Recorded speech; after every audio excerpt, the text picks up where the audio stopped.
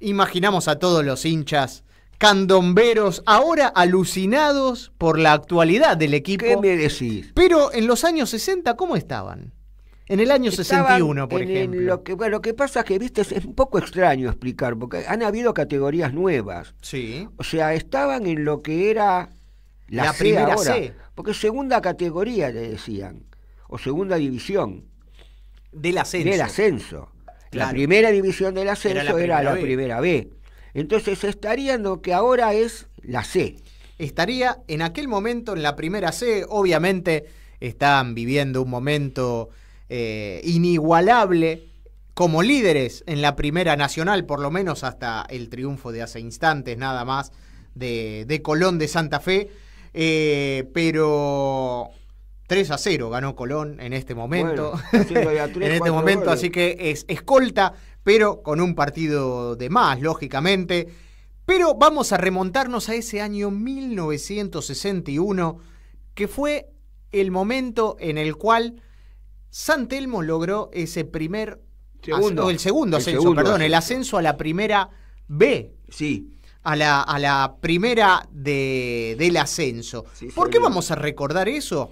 Porque fue un campañón, porque además el torneo tenía equipos con jugadorazos. Eso sí. Vamos a detalles increíbles. Exacto. Y vamos a nombrar algunos de los equipos y algunos de los jugadores, porque si no tenemos que hacer media hora de programa nada más que nombrando a cada equipo y a los jugadores que había. Así que vamos a nombrar algunos. Vamos a decir algunos, pero haciendo el hincapié, y vamos a agradecerles a Imborrable Telmo que nos facilitó un montón de imágenes de aquel momento, algunas con las camisetas tradicionales de San Telmo y hay otros con alguna curiosidad que vos me vas a decir a continuación. Pero nos mudamos al año 1961, más precisamente al 2 de diciembre, donde San Telmo iba a quedarse con el campeonato de la entonces Segunda División, y logró por Segunda División del ascenso, quiero decir, ¿no?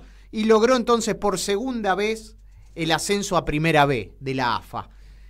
Vos sabés que, y queridas oyentes, saben que ganó 55 puntos, valían 2. Eso, aclaremos. En 34 partidos. Muy bien. 24 triunfos, 7 empates y solamente, escuchá bien, 3 derrotas. ¡Qué campaña! Ahí estamos viendo la curiosidad de la camiseta de San Telmo. Pero en su cancha, una verdadera fortaleza, le ganó 11-0 a Deportivo Riestra. Bueno. Y 8-0 a Leandro N. Alem. A 6 cambios de arco. A 6 cambios de arco, pero un Leandro N. Alem que recibió 104 goles en total en todo el año. Y no descendió. Porque a Casuso le fue peor, 9 puntos menos obtuvo. No te puedo creer. Un Casuso que mejor, es mejor olvidarlo, ¿no? Sí.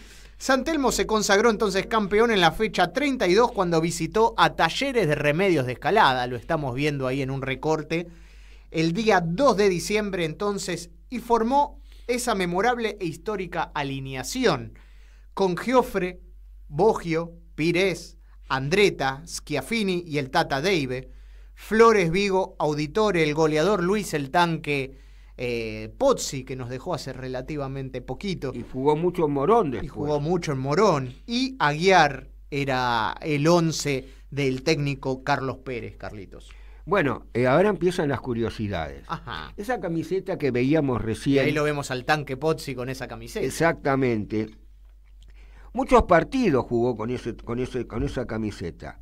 Y era una camiseta similar a la de River. Blanca con la franja roja transversal, cruzada. ¿Cómo llegó a esa camiseta? ¿Decís? ¿Cómo se llegó a esa cosa? ¿Cómo? A raíz de una iniciativa del vicepresidente de la entidad, Pedro Eliseo Amor, nada que ver con el vice de Boca y presidente en su momento, quien se asegura que era fanático de los Millonarios. Pero dicha medida fue muy resistida por los hinchas de San Telmo, así que cuando perdió con Colón un encuentro, decidieron volver a la camiseta original, a la camiseta habitual de Telmo, porque como veían que el equipo andaba bien, querían que llegue al título con los colores azul y celeste, no con la camiseta de River. Ese rendimiento le valió, entre otras cosas, y algunos lo tomaron como cábala, la fuerza de jugar de local y, como vos bien dijiste, tener el estadio un baluarte. Pero hay más anécdotas. Hay muchas más. Hay muchas más curiosidades. Para aquellos que no lo tienen en mente, vale recordar al defensor, hablamos de Andretta, ¿no? De Hernán Adolfo Andretta. Perdón, llegó a ser titular en una de las pocas selecciones de primera B que se habían formado en este país y que jugó un sudamericano. El sudamericano de ese país, de esta categoría, ¿Seguro? Quiero decir. ¿Sí? Bueno, falleció el 26 de septiembre del año 1969, pocos años después, 8 años, jugando para The Strongest en Bolivia, en aquel accidente aéreo. Se desempeñaba en ese momento y bueno, le tocó la peor parte, pero es un defensor muy potente, con muchísimo futuro, que formó parte, ¿no? de ese San Telmo. Perdón, y hay otra cosa, esa base de San Telmo, 2 años después, estamos hablando de año 63, iba a ser la que jugase el cuadrangular histórico con Ferro, que terminó saliendo campeón, Sarmiento y Unión de Santa Fe. Esa base, de los cuales hay 3 o 4 jugadores que ya estaban jugando, y Andretta es uno de ellos, es la que hizo esa campaña tremenda que casi lleva en el año 63 a San Telmo a Primera División. Pero más datos todavía. A ver. Yo te voy a decir a nivel, estadístico, se marcaron nada más ni nada menos que 1.131 goles. ¡Oh! El delantero Evaristo Ballesteros fue el máximo goleador del certamen. 28 tantos, escuchá bien, 28 tantos en 30 partidos, casi un tanto por partido. Jugaba en Defensores de Cambaceres, no jugaba en los primeros equipos de esa época. Raúl Senés, un ex Boca, jugaba en esa época en Barraca Central, convirtió 27 tantos. Mientras que Luis Pozzi, vos lo nombraste, era el artillero de San Telmo, Ricardo Sánchez de Colón, cada uno con 23 goles. Aparte de eso, te digo otra cosa que también es un dato curioso. Los equipos que terminaron detrás de San Telmo campeón fueron Colón de Santa Fe, que obtuvo 3 puntos menos que San Telmo, o sea 52. Mucho más lejos el tercero fue Talleres de Remedio de Escalada con 44, Flandria con 43, e Italiano, que en esa época se llamaba Achia, que terminó con 42. Y acá viene también la curiosidad. El segundo y el tercero, hablamos de Colón de Santa Fe y de Talleres de Escalada, hacían su primer participación en la categoría. Así que mirá qué campañas. Mira. Y te voy a decir otra cosa más, porque ahora vamos a hablar de algunos jugadores famosos de esa época. Año. ¿Sabés quién era el número 5? Muy purrete, muy pibe de Colón de Santa Fe. ¿Quién? No sé si se lo recuerdan, alguna gente por ahí se acuerda. José Omar Pastoriza. ¡Oh, mirá! El Pato Pastoriza. El Pato Pastoriza. Bueno, y hablando de este torneo, ¿no? Muchos jugadores que venían de primera o que siguieron en primera o afuera inclusive, ¿no? Sí. En Argentina de Rosario jugaba Eduardo Lucero, que jugó en Cobreloa de Chile. Ah, pucha. Pedro Requia pasó por Banfield después. Tomás Ferreira fue el goleador en Sarmiento de Junín. En Barracas estaba Oscar Fagnoli, que pasó por Atlanta. Hugo Carabajal triunfó en Bolívar años después. Sí. Eduardo Senes jugó en Boca, claro, entre el 56 y el 58. Claro. En Flandria, hablaste de Flandria, Manuel Araujo pasó por Deportivo Morón y Abel Campana venía de Boca. Sí. Carlos Alfano fue ídolo en Vélez. Claro. Hay muchos más. Osvaldo Ursi fue figura en Temperley. Ese año jugó en Deportivo Riestra. Y Amancio Cid fue figura ¿de quién? ¿De quién? De Arsenal de Sarandí. Ah, claro, fue el mediocampista junto con Grondona. Sí, junto con los Grondona. Taller de Remedios de Escalada. Pensé que me ibas a decir Celeste.